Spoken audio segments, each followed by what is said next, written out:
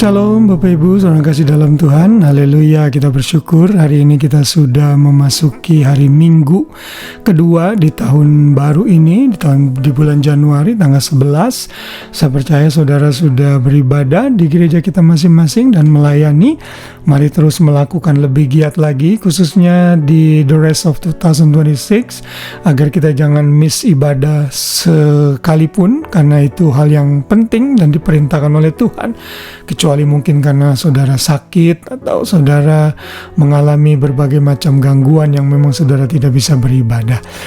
Kali ini kita akan belajar lagi mengenai bagaimana kita bisa mempersiapkan masa depan dengan sikap hati yang benar, menatap masa depan di tahun 2026 ini, lalu bukan hanya 2026 tapi juga tahun-tahun ke depan. Kita akan belajar dengan judul merencanakan masa depan. Saya percaya ini adalah satu kegiatan awal yang kita perlu lakukan bila kita ingin sukses di masa depan. Sebagai orang percaya, Tuhan menghendaki kita, anak-anaknya, untuk hidup in order, tertib, dan juga penuh perencanaan. Kita tidak bisa melakukan segala sesuatu serba mendadak, karena itu sangat tidak baik untuk kita dan banyak resiko yang akan terjadi bila kita tidak merencanakan segala sesuatu. Apalagi masa depan yang kita tidak tahu bagaimana. Kita mesti membuat rencana jangka pendek. Apa yang kita mau capai mungkin 1 tahun ke depan di tahun ini. Apa yang kita mau capai mungkin di 5 tahun ke depan. Lalu 10 tahun ke depan, 20 tahun ke depan. Saudara bisa plan retirement, nanti mau pensiun bagaimana. Semua harus direncanakan. Dan orang yang penuh perencanaan pasti Tuhan tolong. Dan masa depannya pasti akan baik.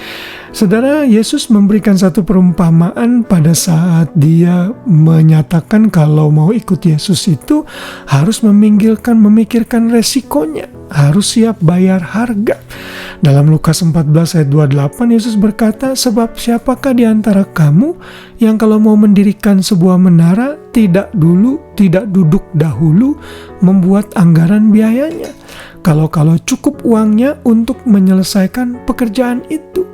Jadi di sini jelas sekali Tuhan Yesus mengingatkan bahwa kalau orang mau ikut Yesus harus benar-benar berpikir dulu seperti orang mau mendirikan rumah, menara atau apa saja. Harus menghitung biayanya berapa, cukup apa enggak untuk menyelesaikan pekerjaan itu. Karena kalau enggak nanti diejek orang karena proyeknya mangkrak atau tidak selesai. Nah, ini menggambarkan bahwa Tuhan kita itu menghendaki kita untuk hidup dalam perencanaan. Bahkan Tuhan sendiri pun dalam eksistensinya adalah Tuhan yang berencana dengan sangat baik. Saudara perhatikan dalam kitab Kejadian, kita sudah belajar Ia menciptakan manusia hari yang ke-6, karena Tuhan tahu kebutuhan manusia harus dipenuhi terlebih dahulu sebelum manusia ada. Lalu saat manusia jatuh dalam dosa, Tuhan merencanakan penebusan. Dia sendiri menjadi manusia di dalam daging, mati, bangkit, naik ke surga untuk dosa-dosa kita. Jadi saudara, merencanakan masa depan ini semas yang mesti kita pikirkan dan kita lakukan.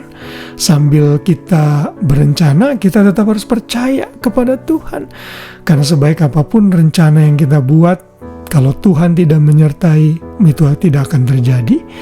Mazmur 37 ayat 5 mengingatkan kita, serahkanlah hidupmu kepada Tuhan dan percayalah kepadanya dan Ia akan bertindak. Bertindak dalam hal apa? Dalam ayat sebelumnya di sana dikatakan, bergembiralah karena Tuhan, maka Ia akan memberikan kepadamu apa yang diingini hatimu. Delight yourself in the Lord, and He will give you the desire of your heart. Commit your way to the Lord, trust also in Him, and He will do it. Jadi Tuhan akan melakukan apa yang ada di hati kita saat kita delight, memiliki kesenangan di dalam Tuhan. Jadi saudara, lakukan bagian kita, melakukan perencanaan. Kalau dalam hal keuangan, buat budget. Kalau dalam hal waktu, saudara harus merencanakan apa yang mesti saudara lakukan sepanjang 24 jam, dalam 1 minggu, dalam 1 bulan, bahkan tahun ini, apa yang akan saudara rencanakan.